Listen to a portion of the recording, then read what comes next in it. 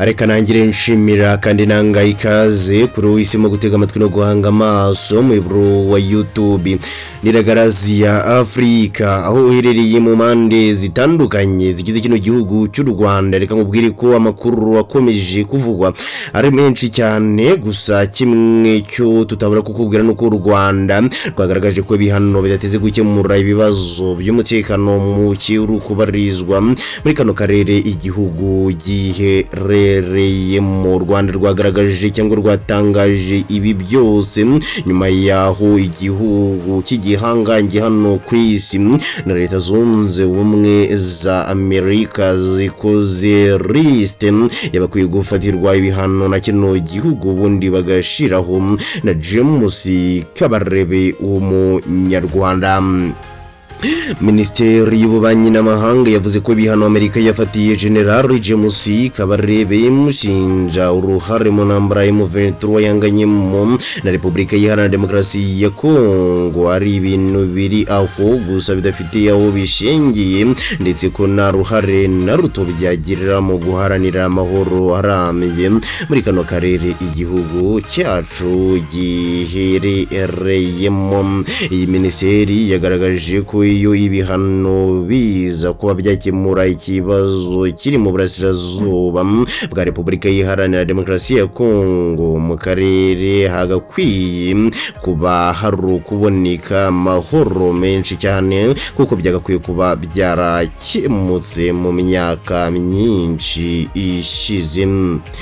Iyi minisiteri yabitangaje kuri uyu wa 20 Gashyantare umwaka wa 2025 mu itangazo yasohoye nyuma yuko Amerika yatangaje ko yafatiye General James Kabarebe usanzwe uri umunyamabanga wa leta ushinzwe ubutwererane bw'akarere muri minisiteri y'ububanyi n'amahanga ibihano biri mu rwego rw'ubukungu.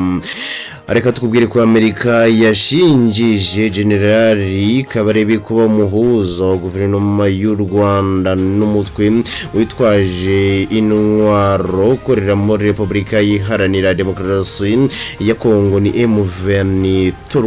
Tuvuye kuri James Kabarebe twabura kukubwira ko kandi yanafatiye ibihano umuvugizi wa M23 ni Lawrence Kanyuka. Minisiteri yatangaje ko mu myaka 30 ishize ku mupaka w'u Rwanda wo mu burengerazuba hahuze ingabo zigambiriye ikibi harimo no guhirika ubutegetsi burangajwe imbere na Paul Kagame, ariko ko zitigeze zifatirwa ibihano.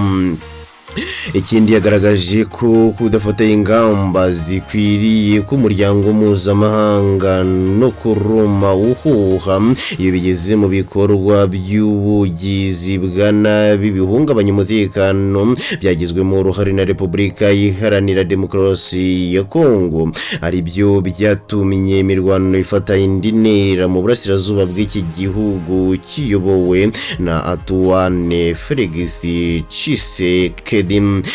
Inshuro nyinshi Perezida Tshisekedi yahize ko agomba kuzakora igishoboka cyose agatera u Rwanda ubundi agakuraho ubuyobozi bwarwo.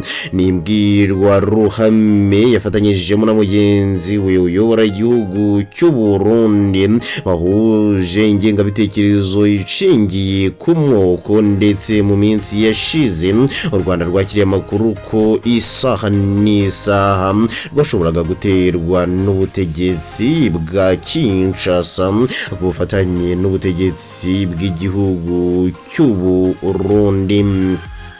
Ibyo kandi bijyanye nuko FDL yari ifite ibirindiro mu birometero bike uvuye ku mupaka w'u Rwanda ihora ishaka kurugabaho ibitero, ibintu yanagerageje inshuro zitari nkeya, ndetse bigahitana abaturage batandukanye batuye mu burengerazuba bw'igihugu cy'u Rwanda, ubwo ni Rubavu n'abatuye mu majyaruguru y'igihugu cy'u Rwanda. Bamwe bagizweho ingaruka bo mu turere nka Musanze. Mu kurinda ibyo byose no kubungabunga umutekano w'abanyarwanda, Minisiteri yavuze ko icyo gihugu icyo cyakoze ari ugukaza ingamba z'ubwirinzi ku mupaka wacyo no kurinda ko iyo mitwe yamunzwe n'ingengabitekerezo ishingiye ku moko yagira ibyo yangiza ku gihugu cy'u Rwanda.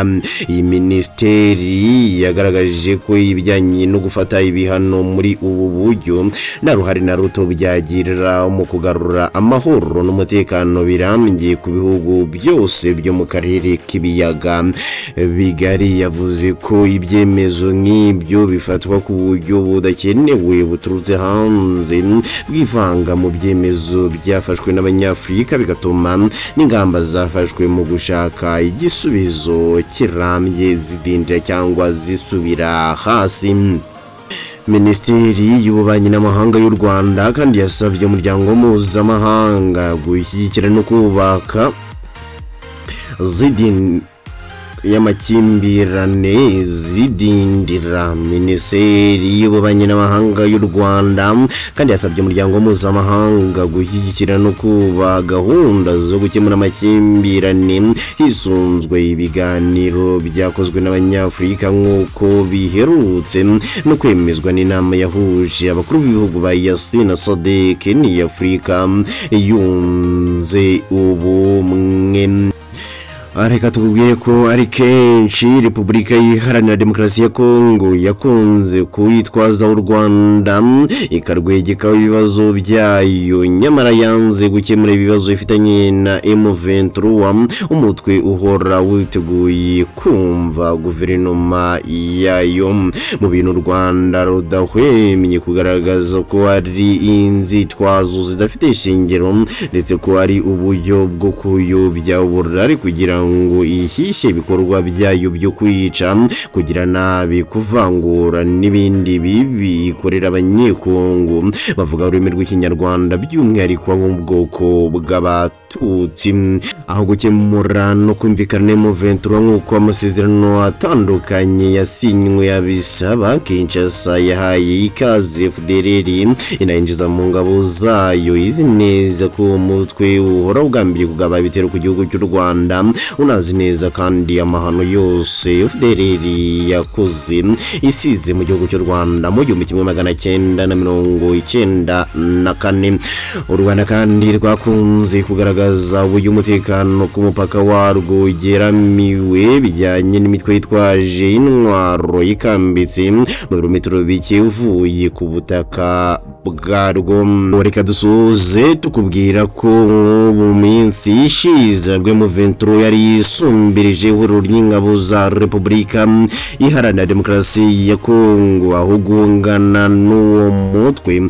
Iryo huriro ryagabye ibitero mu karere ka Rubavu gaherereye mu burengerazuba bw'igihugu cy'u Rwanda. Ibyo bitero byahitanye abantu bajya kuri 16, abandi barenga 170 barakomereka. Icyakora ibyo byose umuryango mpuzamahanga ubirebesha amaso abiri, urabyirengagiza nkana, ahubwo hengamira ku butegetsi bwa Kinshasa, Repubulika ya Demokarasi ya Kongo burangajwe imbere na Tshisekedi. Reka ngushimire kubana nanjye muri aya makuru ngiye uyagutegura kandi uyakugezaho. Amazina n'igeno Nyangezi ndakurarikira gukomeza gukurikirana n'izindi gahunda zose iragarazi Afurika ikomeza kugenda igutegurira mu masaha ari imbere.